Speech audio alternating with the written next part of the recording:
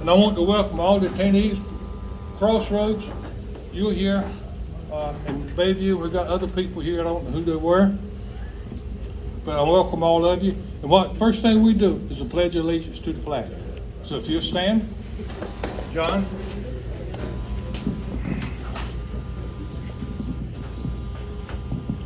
Please join me with the pledge of allegiance to the flag. We have the flag up here.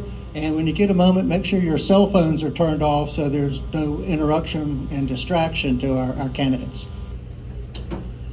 I pledge allegiance to the flag of the United States of America and to the republic for which it stands, one nation, under God, indivisible, with liberty and justice for all.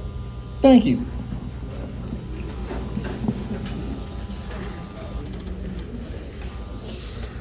What you want to make an announcement? Sure.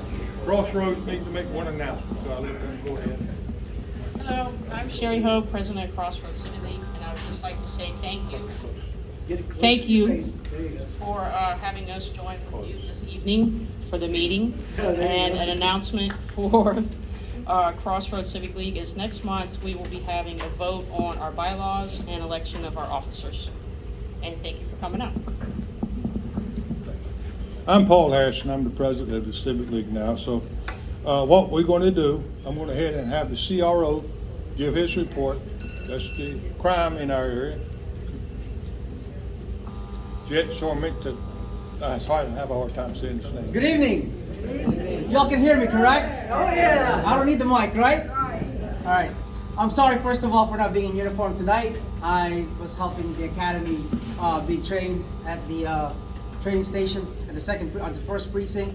So instead of going home, I just decided to come here in my civilian clothes. So you have to excuse me. I apologize in advance. Hey, just undercover. That's right. I'm still bad. Just don't worry. All right. First, I guess I will be giving two stats tonight. One for my Civic League, and then the other one is for Crossroads. Let's go ahead and start with the South Bayview. There were 2 burglaries, residential, 8300 block of Cape View. There was forced entry. It's still pending investigation. 1200 block of Bill Street. Forced entry through the bathroom window, pending investigation. 3 larceny from auto. 8200 block Redwood Circle. No damage to the vehicle. You guys know what that means, right? You left it unlocked. Thank you. Thank you for that. 1300 block East Little Creek Road. Left vehicle unlocked. 8000 block Chesapeake Boulevard. Vehicle left unlocked. See a pattern? Yes? Okay. 3 larceny parts from auto. Catalytic converter. 7900 block Lyon Avenue. License plate was taken. 1300 block Bill Street. 1200 block Twisted Street. License plate was taken. And finally, 4 stolen vehicle. 1200 block Sunset Drive. Vehicle was seen being towed. It was broken down. 7900 block Chesapeake Boulevard. Left keys in the car. It's been recovered since then. 8200 block Redwood Circle. Spare key was missing. Vehicle has been recovered since then. And 7900 block of By County Road. Victim knew who the suspect was, who had the spare key. 0 violent crimes. All right, Crossroads. How many here from Crossroads? Ready? That's not that bad. I'm just kidding. All right. 4 auto thefts, 3 attempts. Damage to the steering column, not taken. 2 keys left in the vehicle. By the way, if I'm reading this wrong, I'm sorry. Your CRO is the one who typed this, okay? I'll put the blame on him on that one. One was recovered, and an arrest was made by the police department. 3 larceny from auto. 2 windows were broken, and 1 was left unlocked. 2 larceny parts from auto, both catalytic converters. 1 rape. Cleared by arrest, known suspect. 1 aggravated assault, 800 block of Banker Road. Foot was grazed by a round. Victim suffered non-life-threatening injuries. 1 aggravated assault, 7-11. Victim was shot. Unknown suspect, still investigation. 1 robbery to individual, 800 block East Little Creek Road. Assaulted victim attempting to take money owed. Cleared by arrest. Which 7-Eleven? 800 block of East Little Creek Road. I can't give you the exact address. Okay. Sorry, Gary. Yes. Give us the location for the rape. The rape. It was not written here, but I will let Officer Toth know that you need that block address. You're very welcome. How about where the catalytic converters were stolen? For the Crossroads? Yeah. Again, there's no address that was put in here. Mine does. Right? Hey, give All right, us the thank other you so update. much for having me. Jeff, give us the other update you got me to talk to By about. the way, just a quick update. I know you guys have a lot on your agenda tonight. Don't leave your vehicles running, okay? If you leave something valuable in there, and I'm not being funny when I say this, just leave it unlocked so they don't shatter your window. And last, but most importantly, if you see something out there, make sure you don't have some sort of contact with the suspect. Don't confront them, because we've been seeing that a lot lately, that if you do confront them, something bad might happen to you. And lastly, if you do have contractors coming to your house, make sure you let them know to lock their vehicles, and also not to leave it running as well, because it seems like the trend out here is that the suspects are following the contractors, okay? And your ex-president for South Bayview just called me last night. Apparently somebody else was victimized with the same issues. So yeah, those contractors usually are in a rush, so they get out of their car. Apparently last night's event, about $2,000 in cash was taken, along with guns. So please, contractors, let them know what's happening out here, okay? Thank you so much. Hey, update us on our former CRO you talked to me about, because she was all of our CRO, Ashley. Officer Mellinger, the former CRO, Community Resource Officer for Crossroads. Both, and here, and South Bayview. No, No? she wasn't. No. Yeah, she wasn't. She's moved to Tennessee and became an officer there. So, all right. Well, thank you so much for having me again. Thank you so much.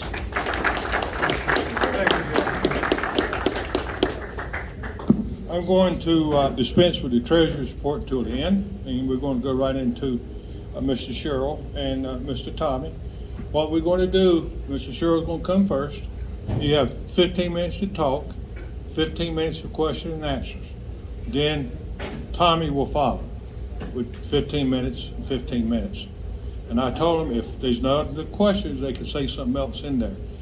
But I'm going to try and restrict, and I want to restrict it to Crossroads and Bayview, because I didn't know the other people was going to be here. You're welcome, don't get me wrong, but that's what we were planning on. And if there's nobody else asks a question, then have at it, okay? Mr. Sherrill?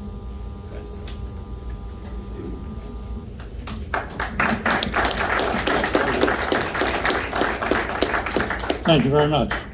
Good evening, everybody. It's a pleasure to be here. As you know, there is an election coming up on November 8th. I'm a candidate for Ward 5. I've been a resident of Norfolk for 44 years. During that time, I've served the city for 26 years and the Housing Authority for 11 years, and continue to dedicate my time in numerous volunteer ways around the city with different organizations, including the Homeowners Association where I live in East Beach. I'm here tonight to talk about things that are important for our city. They're important for you, they're important for me. One of the aids I brought with me tonight that you can kind of look ahead of what I'm going to talk about is a little flip chart. And it's going to cover everything I'm talking about tonight. So you can take pictures of it, you can take notes of it, or you can listen to me. You got three choices. This is page 1. Most of you know, or should know, that as a city employee, we are dedicated to making this city good, if not excellent. All my years of service with the city, it was always important to listen to neighbors, the community, what their wants and desires were, and for the city to deliver that through policy. And a lot of times that was delivered to the council to create policy. So as a part of that, we have to have ears, we have to have eyes, we have to walk around, we have to look at things and be familiar with what's going on in our city. First of all, I've been a career employee of a public servant type my entire life. I've never had a real job other than public service. Military, state government, city government, county government. I've done them all. And I'm staying here in Norfolk. This is where I'm staying. I'm not going anywhere. I only want to serve as a council member to help you, the citizens of the city, get to where you need to be as a city. During that time, I've had a few college degrees, education. I think I'm well prepared. I think I've represented this city very well over the years, almost 40 years of public service in this city in various ways. For that reason, I decided in January on my 5 platforms that some of you have probably seen on my material, my number 1 platform I declared in January was public safety. I saw a tremendous need for this city to step up with our police force. There has been efforts made with them, but I don't believe they have gone far enough to keep our public servants like police, fire, and paramedics saving our souls, our properties every day. There has to be more done. So as a part of that, I'm focusing on crime this year, but I have 4 other platforms that are important to me. But unless we get crime under control in this city, these other platforms don't mean a whole lot, because our lives and our property is number 1. One of the things that we're concerned about is our police force continues to lose officers. We're starting up academies. We hope they produce some good officers to continue the trend, but we are falling behind. We need to do something different. The process for looking for a new police chief is underway right now. It's my goal to say, as that process continues, the citizens and the police officers on the street, the patrolmen, are the people that need to be talked to first. We're closest to what's going on in the city. Then move it on up the chain of command. So please take advantage of voicing your concerns and your needs in the process of selecting a new police chief. One of the things that we're concerned about is how long is it going to take our city to recover from the loss of the police officers we've already lost? Projections based on the lack of compensation, the lack of morale, the lack of leadership could take another 5 to 7 years for this organization called the Norfolk Police Department to move ahead. That's a long time to recover. That's a long time for us to continue to face crime in our city. So we have to be very diligent to make sure that that process is moved along as quick as possible and get those ranks filled as fast as we can and keep the community involved in every step. The next piece, we've just read in the paper, this retirement is underway.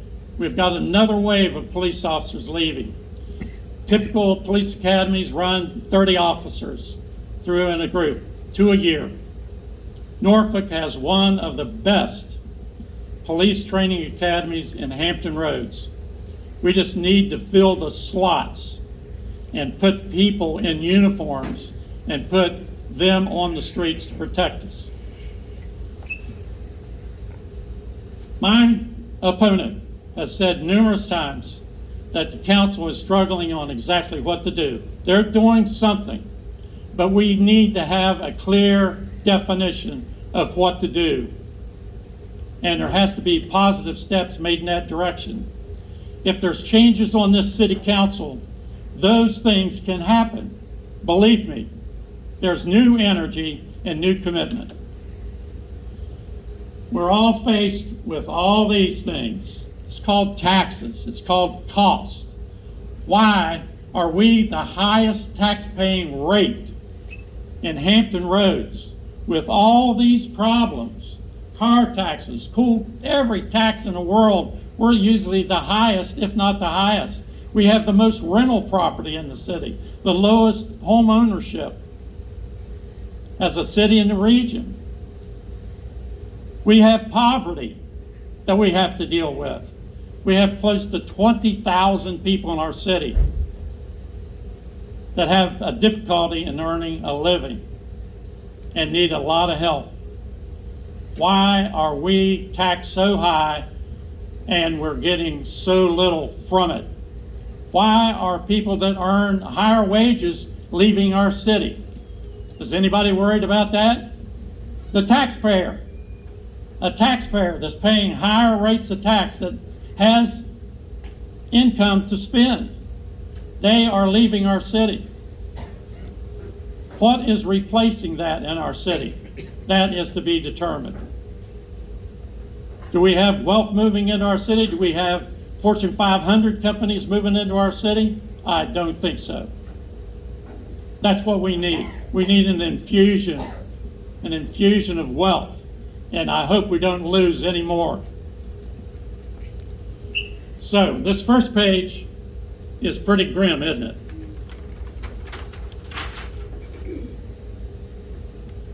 Let's talk a little bit about this thing called the virus that we've been struck with for the last 2 years. There was a strong plan for the city to reduce part-time positions, reduce vacant positions in a lot of departments of the city, if not all. Even the organizations that depend on us for revenues were cut. There's been a savings. But what happened was there was no recovery plan to come back. We cannot fill vacant positions. Every department is faced with vacancies that perform the services. Who gets hurt by vacancies? When you say, I've opened up schools, I've opened up libraries, I've opened up rec centers, but they're not running at the top level that they were years ago. They're not operating full time. They have to be up and running full time, just like our police department. Every city department needs to be filled and answering the phone, answering the requests of citizens. That's not happening. City administration has to do a better job in itself, along with the council providing the funds. And hopefully those funds will roll forward. Our city leadership, let's talk about that for a few minutes. Have anybody notices in the paper in the last couple of years about key people that have left our organization? City manager, deputy city manager, budget and finance, development directors. We are losing top echelon people from our organization. Why? Is the morale bad in the upper echelons of our city? Are we having people to leave for a lower salary just because they want to get out of here? Check the data. Talk to people. These are stories I'm hearing, and if I'm hearing them, I know you're going to hear them too. So it's a big internal look at what we're doing. Here we go. Last photo. We got a mailer this week about Bay Oaks, which is close to my neighborhood, within 5 minutes of my drive to my house. There's a statement on one of the flyers. It talks about some negative pieces. If you drop on down in the paragraph in that story, you'll find that our councilman had a very difficult time doing anything after he was elected for at least 4 years on Bay Oaks. It has now been since the process. It started in 1987 in Ocean View with a ULI study to say we need more single-family homes. Council bought into that at the time, but eventually in 2008 there was an agreement to build a half park and half housing, and the park was just finished in this past year. It was a struggle. 1987 to 2021. And it's still not totally complete, but hopefully we'll get there. All I can say is this city is in desired leadership. We need desired leadership that you want to see, that you want to elect, and you want to put into office. If you're not happy with what you see on the streets today, not happy with the crime and the services, I'm your guy. I want you to elect me to this council position. Thank you.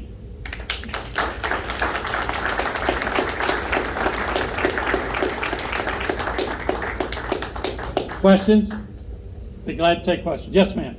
Yes, so you said that there are poverty people and you have vacancies also in the jobs for the government, the city government. What is your plan to change these things? What can be done? Well, I tell you what, I don't know, but you know, when you have vacancies, what do you have to do? You have to have something to attract people, which includes in compensation study, increase in pay, want them to come to work for us. The pay in our compensation plans for the city are terrible. The police pay right now is probably $10,000 less than what it needs to be. School teachers need to be paid more. Their compensation plan is terrible too. We're short on school teachers in this city. Does that mean people don't want to work, or they don't want to work for our city? Why don't they want to work for our city? We need to answer those questions. And your question is a good one. And I'm the kind of guy that wants to work to find those answers and put it on the table for the council to come up with those answers. Thanks for your question. Yeah.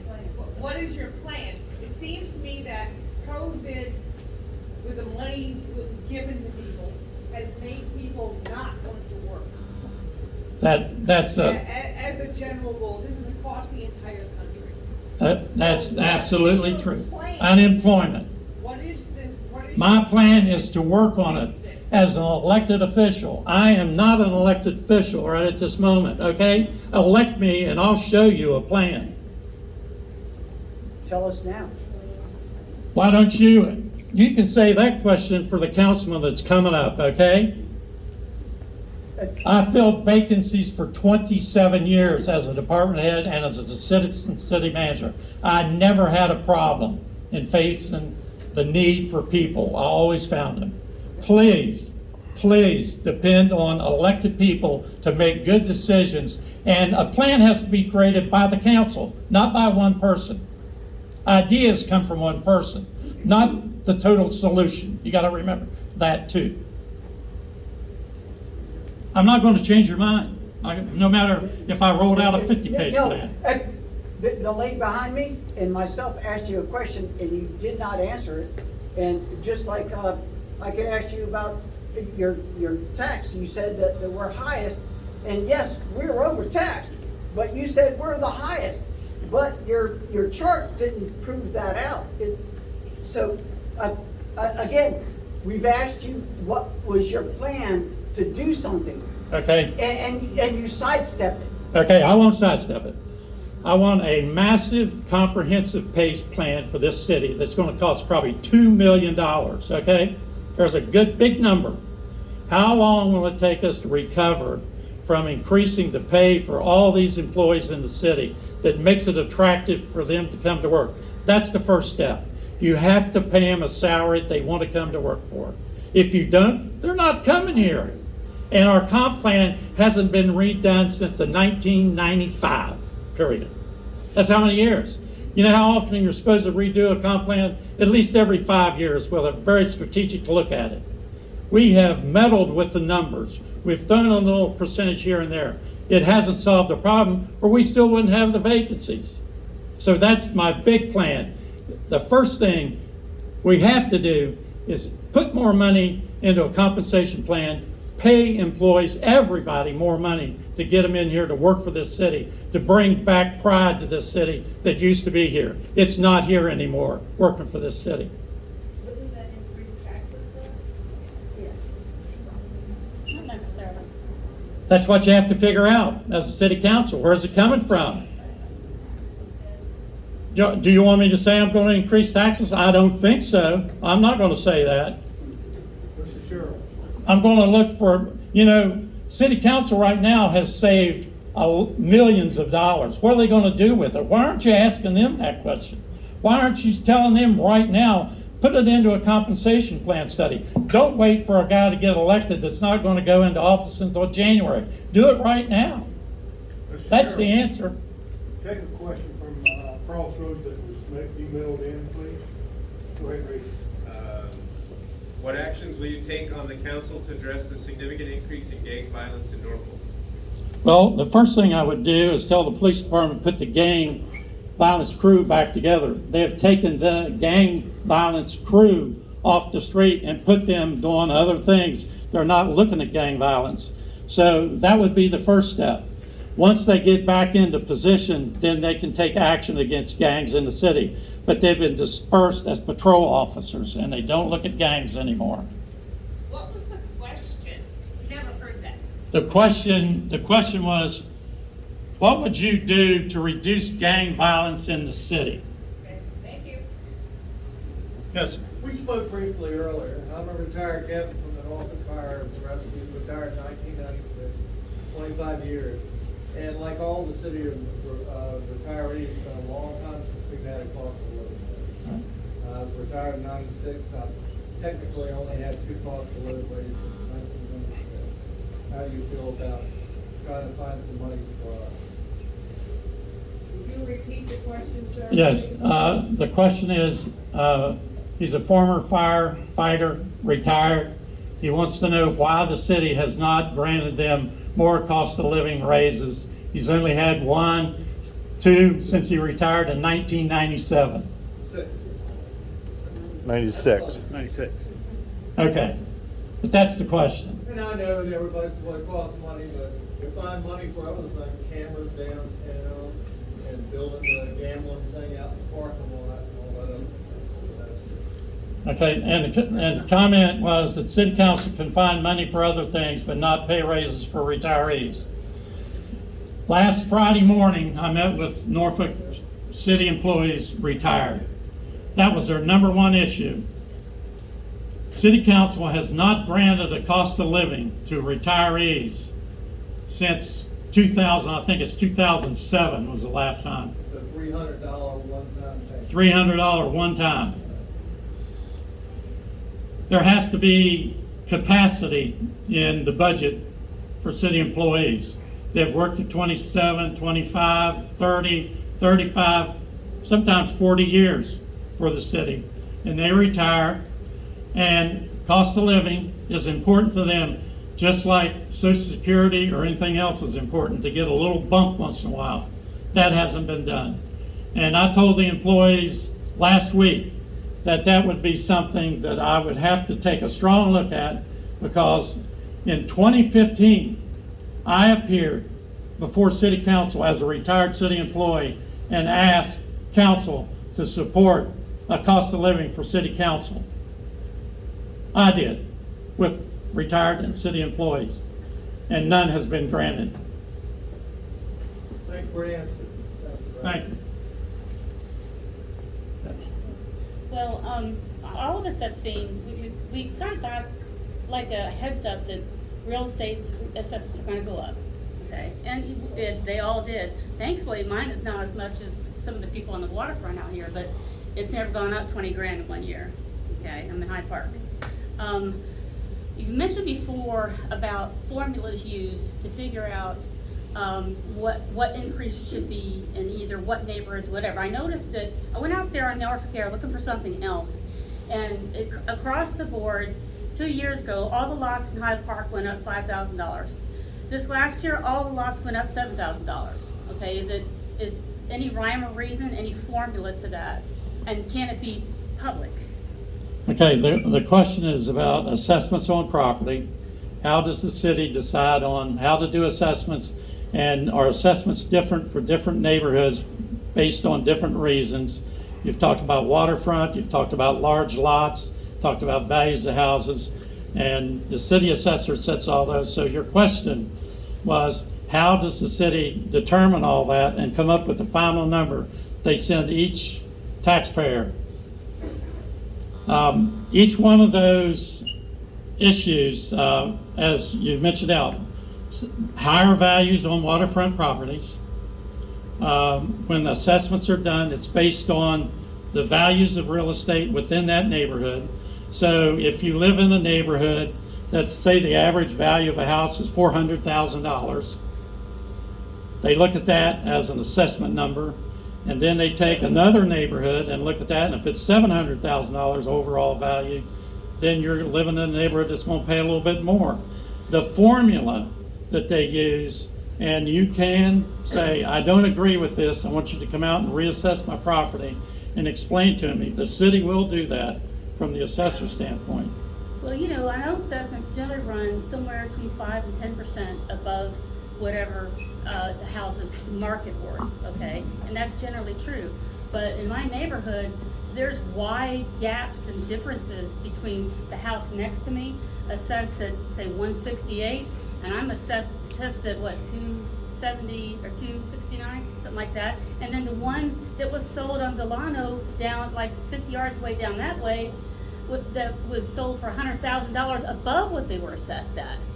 I mean, there's no rhyme or reason at all. Yeah. I think it has something to do with how many building permits you've had, improvements and stuff like that. If the house hasn't been sold in 50 years, there's been no building permits, there's not a lot of look at reassessments for any of those. Right, well, the building permits does drive, you know, what the assessments on property are. Each building permit's recorded with the city, and they make sure that they get all the permits and do the proper construction.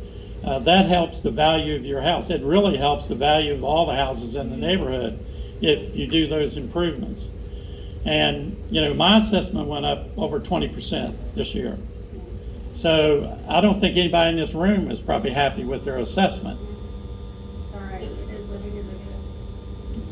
Yes, I'm a homeowner in Ocean View, and a lot of us Ocean View homeowners are very concerned about the short-term rentals that are happening.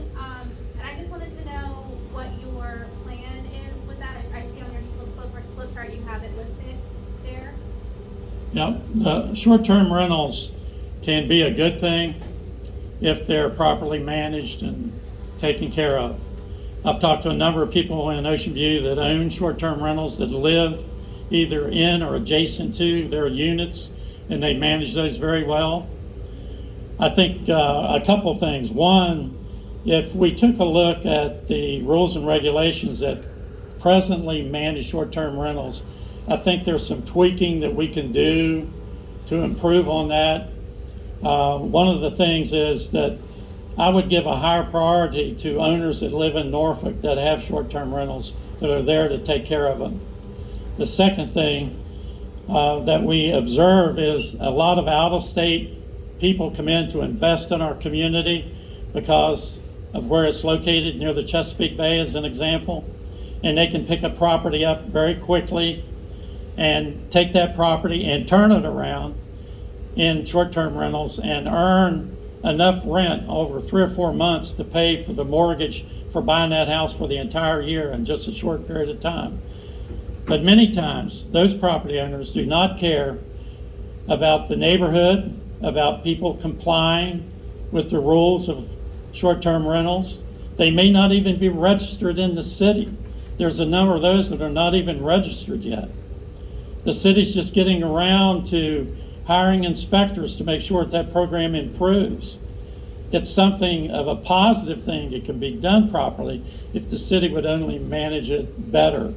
And the other thing is there's a zoning need. I think right now, based on where properties can be located as short-term rentals, is like a carrying capacity for a neighborhood. How many can you have? How close are they? Where are they located? I think it needs to be more of a zoning issue. It needs to be zoned in neighborhoods where neighborhoods want short-term rentals. They feel comfortable with the owners. There's more of a checklist for them to pass the muster with the city to say, yes, you can be a short-term rental. I don't think we're doing a good job with the zoning impacts on residential neighborhoods, nor putting more restrictions on how they operate and who owns them. Those things are critically important. I don't see those being done right now. So we have some others that were emailed also. Will you work to more aggressively enforce traffic laws, including residential neighborhood speed limits, if you are elected? Yes, I will. Speeding, loud vehicles, it starts with also the Virginia inspection program for vehicles. Loud mufflers, mufflers that are not on cars, they cut them off. These cars are inspected, or at least supposed to be inspected every year. If they can't pass the decibel test with their exhaust system, we shouldn't be giving them a sticker. That's where some of it starts. Traffic enforcement is the other piece. It's pretty much non-existent right now. Radar. You don't see hardly anybody pulled over. If there's a police unit there, it's usually because the car ran out of gas or it's broken down. And they're to protect the back of the car so it won't get hit while it's setting off the road. So that's definitely something that has to be improved on. And it takes more officers to do that. The traffic division itself are now a patrol division. They're not a traffic division. Any other questions? Thank you very much.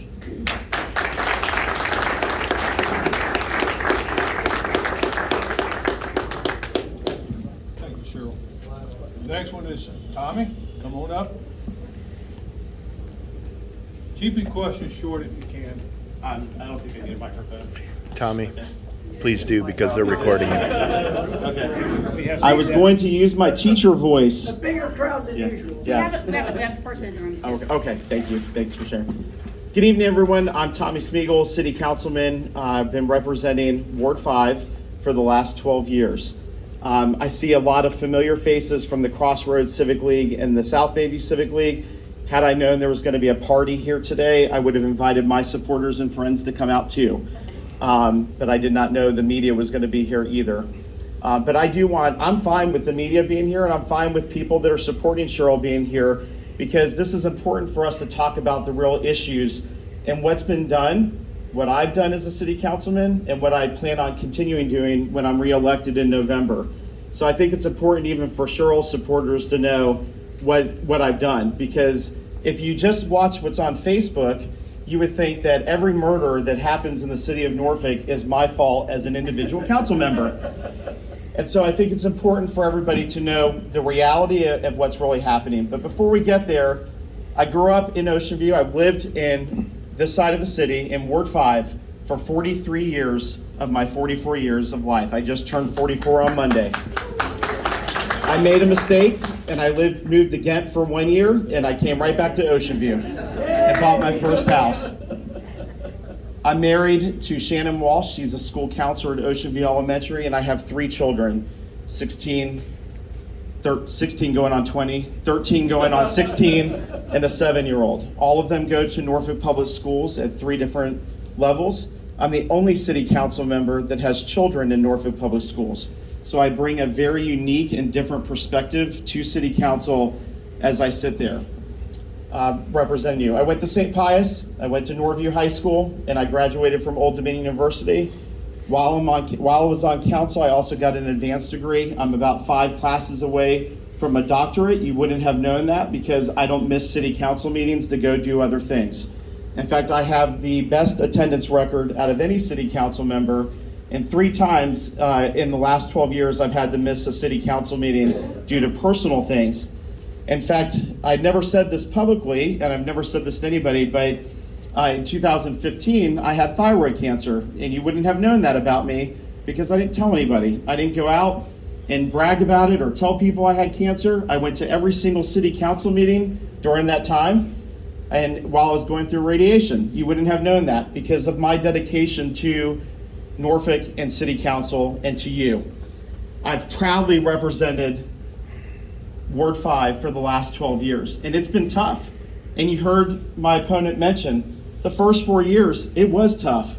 I wasn't supposed to win, if you guys remember. I won by 116 votes, okay? This young guy came in, beat 18-year incumbent. I wasn't supposed to win. And so when I got on council, I was told, Tommy, go sit in the corner, shut up, don't say anything. But before I knew it, I was able to align with Andy Protegero. Many of you remember Andy and I were the ones that were always voting no on everything and forcing the mayor's hand at the time. Paul Frame kept me in the dark on a lot of things. And I was reelected 4 years later because Andy and I were successful in pushing transparency on city council. If you remember, we were able to get our meetings televised, and we also moved all of our meetings to the evening so that citizens could actually go to it when they couldn't take off of work.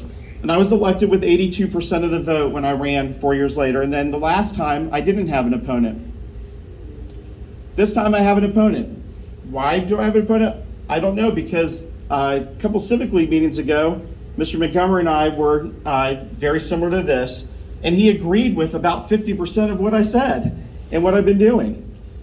There's a lot of things we agree on, and one of the things we agree on is right now our city is being challenged with crime. And as I said, individually as a council member, I'm being blamed for all the homicides that are happening in Norfolk. It's tough, guys. It is really tough. And having been a victim of a crime and also knowing people that have been victims of crime, it is tough. Cities, towns, counties all around this country are all trying to figure out where is this post-pandemic surge of crime coming from, and violent crime. We're all trying to handle it. And to compound the issue, we do have a shortage of police in Norfolk. There's not one person on city council that has said we don't have a shortage of police. We do. We know this. We're aware of it. And I could go on for about an hour of where that shortage of police came from. The two issues that we are aware of this is, one, after George Floyd, there was rhetoric around this country about police, and there were a lot of police officers who left the police force. We know that. It wasn't just Norfolk that was hit with that. There were a lot of localities hit with that. And two, morale. The previous police chief, from information that was provided to me, there was morale issues within that department. And so now council does not run the day-to-day of the city. That is the city manager's job. We are policymakers. We are told things from the city manager, and when we are told those things, we try to address them. We started addressing some pay and compensation. Unfortunately, the pandemic happened, and we were expecting a $40 million shortfall in our budget. So we couldn't continue with that. But once we realized that we had money, then we invested money back into our police department to help boost it up, including $12,000 in signing retention bonuses for officers to stay in Norfolk. That was because of me. The city manager was only going to do $5,000. I said we got to do more. 288 of our police officers, 350 of our police officers accepted that $12,000 sign-in bonus to stay in Norfolk. That was significant. It was countering what Virginia Beach was doing to us, which was sucking away our well-trained police officers, which my opponent said, they're very well-trained. We have the best trained police department probably on the East Coast. The second thing that we did is we did give all of our police officers, all of our city employees, a 5% raise, but we also had to tweak our compensation plan even more. We have a public safety compensation plan. Part of that was there was a missing piece to this, which was your master police pay. I forced the city manager what I could do, because we tell the city manager, we give him guidance, and said we need to put the master police pay back into the pay scale plan to support our police officers who want to move up in rank. And because of that, 288 police officers received a 10.5% to 12.5% pay increase. It was me, if you talk to any other council members, that will tell you that I'm the one that pushed that through to make that happen for our police officers. In 25 out of the last 29 years, our police officers have received a general wage increase or some type of an increase. It was tough, guys, last year. We were in a pandemic. We're still kind of in a little bit of a pandemic. And so without tax revenue coming in, you couldn't go in there and start giving out money. Who's going to pay for these things? How are you going to pay for it? And we had to make some tough decisions on that. So just to let you know, if I'm so horrible with public safety, then why has the Police Benevolent Association endorsed me? They interviewed both of us, and they endorsed me. Norfolk police officers interviewed us, and they endorsed me. Why is Sheriff Joe Barron? He has endorsed me because sheriff deputies also received a pay increase with that. And just yesterday, I got a phone call from the Professional Firefighters Union that they are also endorsing me. They're not even going to do interviews because of the work that I've done to support our firefighters. So all three of your public safety groups have endorsed me for re-election because of the commitment that I have given towards our public safety. I want to stop crime. I'd love to have a big billboard out on Little Creek Road that says, "Stop crime, vote for me." But the reality is, folks, is that Individual council members are not going to be able to stop crime. This is a collective effort that all of us have to work together.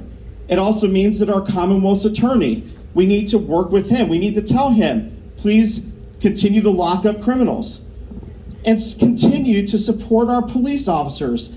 Don't go online and beat them up. Our Norfolk police officers have been working so hard to catch the criminals. And when we're out there saying, oh, because there's a shortage of police, that's why there's so much crime. That's not why there's an increase in crime. Talk to the police chief. He'll tell you it has nothing to do with that because our police officers are working around the clock. They locked up a gang called Spaz that was going around and armed robbery. They were doing armed robberies in Town Center, Ghent, and Ocean View. They've locked up. You saw those high-speed chases that were happening? That was them going after those criminals and locking them up. Have you seen any of those high-profile violent cases happening recently? No, because they're in jail, locked up where they're supposed to be. And we need to make sure that the justice system is standing up for victims and not criminals and send that message. We don't control the criminal justice system as council members. I would like to. But we can continue supporting our police officers, which I'm doing, and we have a problem. Virginia Beach and Chesapeake know that we've raised our salaries now to the highest paid police officers in Hampton Roads. Guess what they're going to do in their next budget? They're going to increase it, and we've got to go back and increase it again, and we're going to have to keep on doing that. I'd love to give all of our police officers $10,000 more, but as you heard, who's going to pay for it? And so taxes are an important part of any government. You have to have taxes to pay for things. I'm the only council member that has ever voted against every single real estate tax increase or any other tax increase since I've been elected. I've never supported it. I was actually part of the original Norfolk Tea Party, had a sign in my yard, and went out to get it lowered to $1.15. Only a couple years ago, my colleagues on council voted 7-1 to increase it 10 cents. The one person who voted against it was me, because I think we should live within our means and try to make it work. And when Paul Frame did his little thing where he tried to increase it 2 cents, we were all like, okay, this is good, it's gonna go to the schools. And then he came back and said, no, let's increase it 2 cents more and make it 4 cents. I voted against that. Right now, one of the things that I'm working on is when the casino comes on board, we're looking for about $45 million in direct cash revenue that's gonna come to the city of Norfolk. I've asked my colleagues and the mayor on council to consider start lowering our tax rate by a nickel. I was hit, as you heard, my assessment went up 24%. City council members do not control assessment. We control taxes. We vote on taxes. We don't control the assessments. In fact, it's against the law for us to get involved in the assessment process. Sometimes I've come very close to that, advocating for neighborhoods where I saw their assessments go up. That is controlled by the market. And everybody knows housing prices went way up. And probably this year your assessment's gonna go up again, one more time, because the housing rates are still high, but then they're going to drop again. And your assessments are gonna go down because houses are not selling. It's done by neighborhood, so some neighborhoods got hit harder. My neighborhood had 9 sales at a very high price, so all of our houses went up. But not everybody. The average across the city was about 9%. It will be about 6% probably next year is what we're hearing the estimates would be. But the way we can do that is start dropping our tax rate and using the revenue coming in. That's why we're getting a casino. That's why Norfolk was chosen, because a large percentage of our land is not taxable, 38%. So they gave all the localities that don't have a huge amount of taxes they can collect off the land, they're giving us casinos to make up that difference. And so that casino will bring in revenue. Let's talk about education.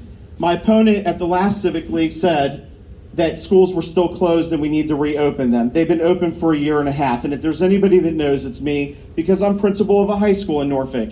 And that also brings a different and unique perspective to city council as well, because our youth do not have a voice on city council because they can't vote.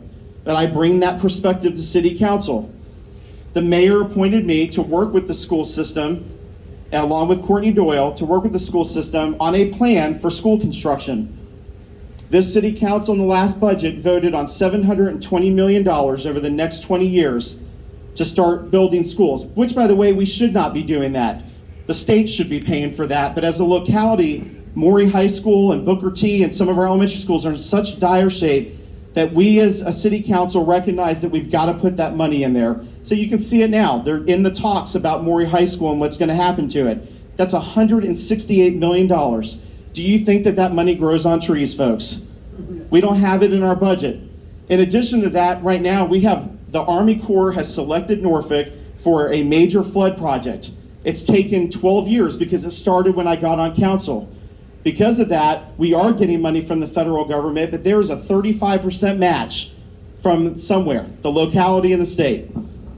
Okay, the whole thing is about $1.8 billion. So you do the math of what 35% of that is. They're doing it in phases. They picked where it started. It's starting on downtown, and then it goes to phase 2, which is Pretty Lake, where there'll be a floodgate that will be installed. Somebody's gonna have to pay for that. We have to find 35% right now. We're trying to find a legislator in Virginia to put it in General Assembly's budget to help us pay for this. So we need your help lobbying Democrat, Republican, it doesn't matter, any legislator or senator that's going in Richmond and ask them to help fund Norfolk's flood wall. So we need your assistance with that. I'm gonna end with this, Bay Oaks Park. I was part of the original Bay Oaks Park Committee that fought my predecessor in the city who wanted to develop that. And I did do a mailer, and it was true. You can go back to all the plans you want to, but the Housing Authority and the City of Norfolk have plans to fully develop that into houses. And they originally told them they were gonna put a school and a park back on it, but I've got other information that says differently. And so I worked to make sure when I was elected, because that was part of the reason why I was elected, to get funding to make Bay Oaks Park a reality. $3 million was invested in that park. But it started with this. It was convincing Marcus Jones, the city manager, to pay off the debt. The Housing Authority had $6 million in debt on that property, which is why we couldn't do anything with it. Marcus Jones took that money and put it within the budget and paid the debt off so that we could move forward with Bay Oaks Park, and also the compromise that was mentioned, the houses that were next to it, which was great. They've all been built like within a year. It's been a successful project. But that wouldn't have happened if it wasn't for me being on council, pushing that issue and continuing moving forward. I'm very proud of that. Out of all the things I've done on city council in 12 years, I'm most proud of making Bay Oaks Park a reality. And if you go down there on a Saturday, you will see tons of kids out there playing on the playgrounds. You'll see families walking. You'll see people jogging through the park. The decision that you're making on November 8th, Sheryl's a great guy. He's a nice guy. He tapped me on the shoulder at the last one. I was shocked. He agreed with a lot that I said. He's got some great ideas. But you're trying to get rid of somebody on city council who's actually been doing his job for the last 12 years and has been advocating for Ward 5. There's been so much turnover on city council, and Paul Riddick is not running again, that will be the senior member on city council. If that tells you anything about that, I've learned for the last 12 years how to navigate through the bureaucratic processes of this city government, and believe me, it's heavy. And so go ahead, make that change. You're starting back over in Ward 5. You're starting back over. You're losing all of that seniority. You're losing all of that knowledge and all of that ability to fight for this side of the city, because I'm the only one who lives on this side of the city on city council. Thank you. Yes, questions? Yes. Crime is usually a symptom of poverty. What are you going to do different in the next years if you get elected to address the poverty that's promoting the crime? Right. So in Ward 5, 25% of the crime, since I've been elected, crime has dropped 25%. Recently, you can't tell that because of violent crime, right? It's increased. But most of the crime, if you look in the city of Norfolk and you draw a map, it is in areas of high poverty. And in Ward 5, that would be East Ocean View, okay? So one of the things that we worked on is, if you've been following St. Paul's, Norfolk Redevelopment and Housing Authority project, high poverty, high concentration of poverty, that for years was left without anybody making sure that those people were taken care of. Okay, they were just living. And so the city of Norfolk has invested quite a bit of money, including federal dollars, to transition St. Paul's into a mixed-use community so that you're not clustering poverty in the city. They've changed some of the rules with vouchers, and so now Section 8, it used to be called Section 8, now it's vouchers. They're travel vouchers. There are people who are taking those vouchers and moving out of Norfolk because you can use them anywhere in the country. They're still under Norfolk Redevelopment and Housing Authority. But it has to start there. Norfolk has the highest percentage of public housing than any other locality in all of Southampton Roads, actually Hampton Roads. And so changing that will assist. And this is kind of an unpopular thing, but I'm going to talk about short-term rentals for a minute. So there are operators who have been coming into Ocean View in particular that have been buying slumlord-run apartment buildings and have been converting them into beautiful buildings that are short-term rentals. They're all local companies. We don't have, I don't know, Mr. Montgomery keeps on saying they're coming all from out of state. These are local companies, one that has headquarters in downtown that is buying these up. They're slumlord-run properties that had high crime. When you convert them to short-term rental, it changes the crime. In fact, the police will tell you that it has changed. It can be unpopular. Some people say it's gentrification. Other people will say it's private property rights. It's a balance. We have to figure it out. But I'm going to tell you what's going to happen, and this came up in East Ocean View. Virginia, the state, all the delegates, they're going to change this. They're going to take away the ability. Right now, Norfolk can regulate these, and we have been regulating. You register them, you have to follow certain steps, including putting decibel readers on them. You have to put automatic locks on it so you can lock people out. You've got to put video surveillance on it. Everybody who's registered, we don't have any issues with them. It's the illegal ones. And we put 3 staff members in the budget to help this. So this is helping for part of the crime. It's unpopular with some people, but it's actually been helping with that because you're also now bringing in travel nurses and military families looking for housing. They love Ocean View. Hopefully they'll stay and end up buying houses in Ocean View. That's what we want from that. A lot of these short-term operators are also supporting local businesses. They partnered with our breweries that I help bring into Ocean View, and they give them discount cards to go spend money there. So it's an economic development thing as well. It's a hard conversation, but what's going to happen is the General Assembly thinks that cities like Norfolk are overstepping with those regulations, and they're going to end up taking it away from us. That's what I'm hearing that's going to end up happening. So I addressed 2 questions there because I was hoping to get the short-term rental question as well. But that's what we're doing to address the poverty issues. And I am going to add real quick too. I was up in Charlottesville this morning. I had to go to a principals meeting on athletics. And I was in Charlottesville, and almost on every street corner there were beggars. No different than what you see in Norfolk. Now I pushed through getting signs installed. If you see the signs, that was me that got that done. Originally we thought it was going to be voted on. We had to be voted on, but the city manager said it could be handled administratively. You still have those signs, and you still have people standing underneath it begging, and you still have people handing them money. And I saw the same thing in Charlottesville. It's everywhere. It's not just Norfolk. And so what we can do as a community is stop giving money. Some people have turned it into a business. For those of you that are over here locally, you know that there's an issue over by Dunkin' Donuts. We've got some homeless people that are camping out at that shopping center. That is a private property. Our police cannot go on that property and move homeless people off. So they have to call the police. They have to handle it. They have to call the police and say, come out, and want to charge those folks for being there. They also need to take care of the potholes and the paint that's peeling. So we need your support as well. Pick up the phone and call the property manager and say, hey, we don't like that this is happening in our community. Can you help us? That's where civic leagues come in, which is why you guys are here tonight. All right, other questions? Yep. Yes. What's your long-term plan for rec centers in the city?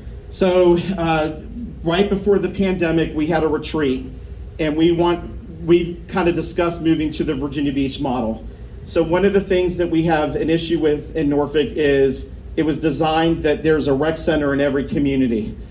And it costs a lot of money to operate rec centers in every community, and it costs a lot of staff to do that. And as you heard, we have staffing issues. Baby boomers have officially retired, apparently, and they don't want to work anymore.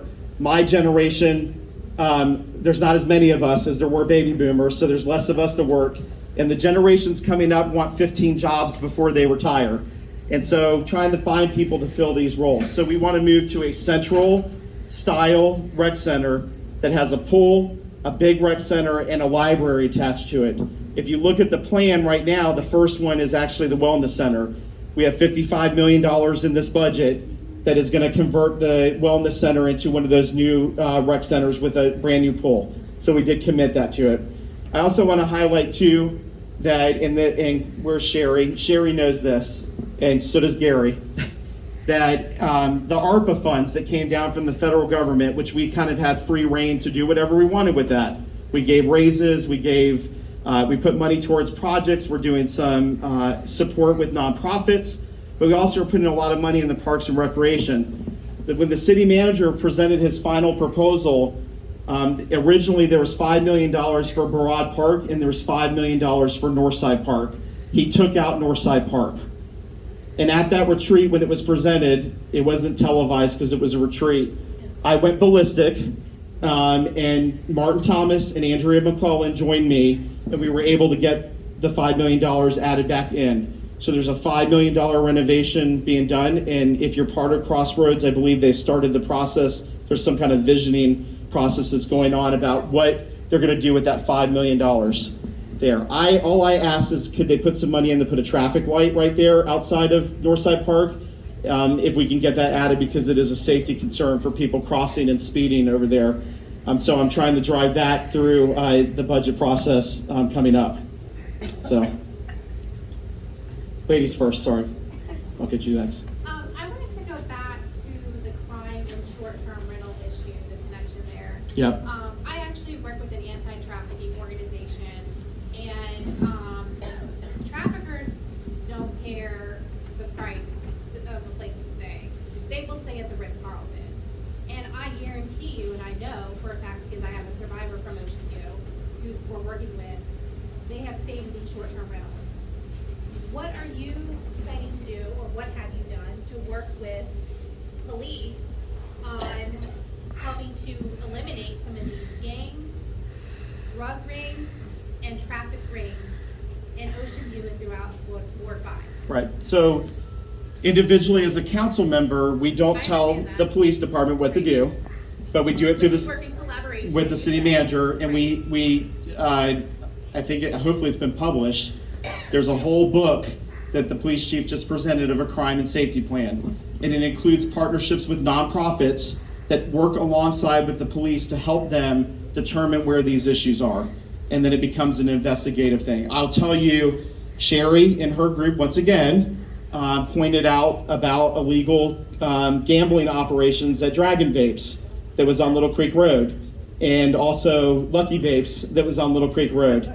I personally, if you want to FOIA my emails or you want to talk to the previous police chief, reached out about working with the police to shut down those two, and they were shut down, and because there were other organized crime that was related to that with it. But it's an investigative process, and working with different agencies and programs, our police take that intel and then they will go out and investigate and work on it. And if you know of any short-term rentals that are operating that way, you can always inform me, but I'm going to turn it over to the police chief. I'm going to forward that email to the police chief and to the city manager's office, which is what we're required to do as city council people, and help try to figure out what's going on and investigate it. Yep.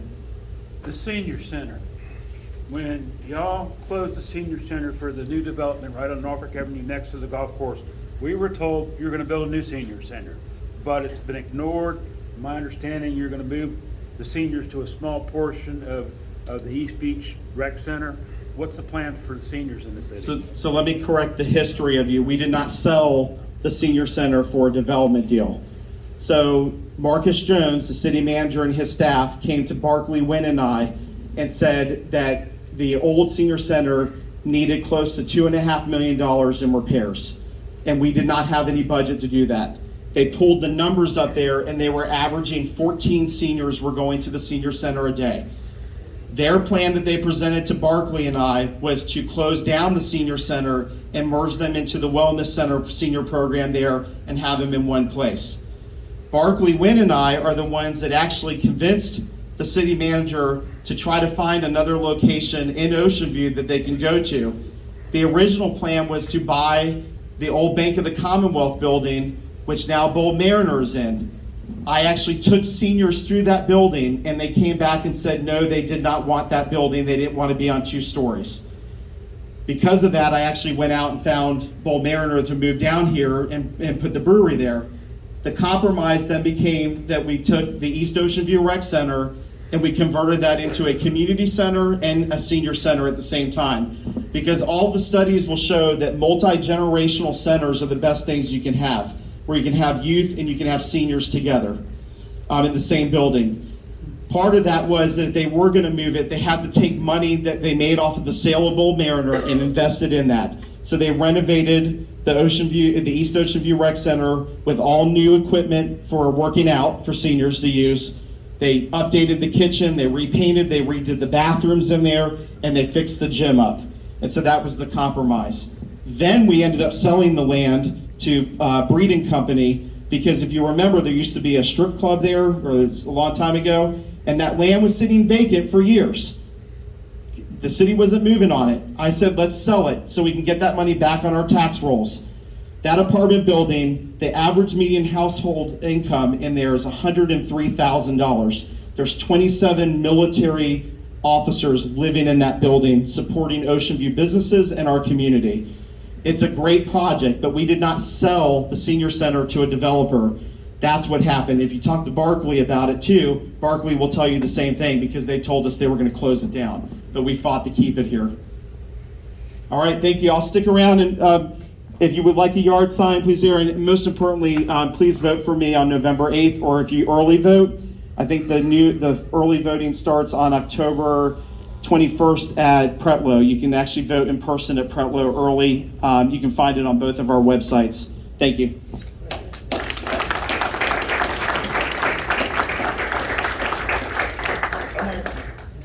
I want to thank both people for coming tonight, Mr. Sherrill and Mr. Tommy. I think they were very informative. I'll tell everybody, afterwards we're going to have some refreshments, but we're going to go through our normal quick business. I'm going to keep it short and finish up. Is there any old business? If not, we're going to the new business. We're starting to deliver the newsletters in South Bayview Civic League by hand again. And I think it's going to pay off. I've got a lot of good comments on it. It's not as long as it was, but we're keeping it to 1 page, 2 sides. To do 2 pages, 4 sides is $200 a month. So you see where we're coming from. We're going to do that, and I'm also looking at going to the 8.5 by 14-inch paper, which we can get a little more on there. November Civic League time, election. And we're looking for, I wanted him to stay secretary, but he's turned me down. And I'm temporary president, filling in right now. So we're looking for nominees for president and secretary. Vice president has agreed to stay, and the treasurer's agreed to stay. So if you're interested and know somebody, let me or John know, which is the vice president.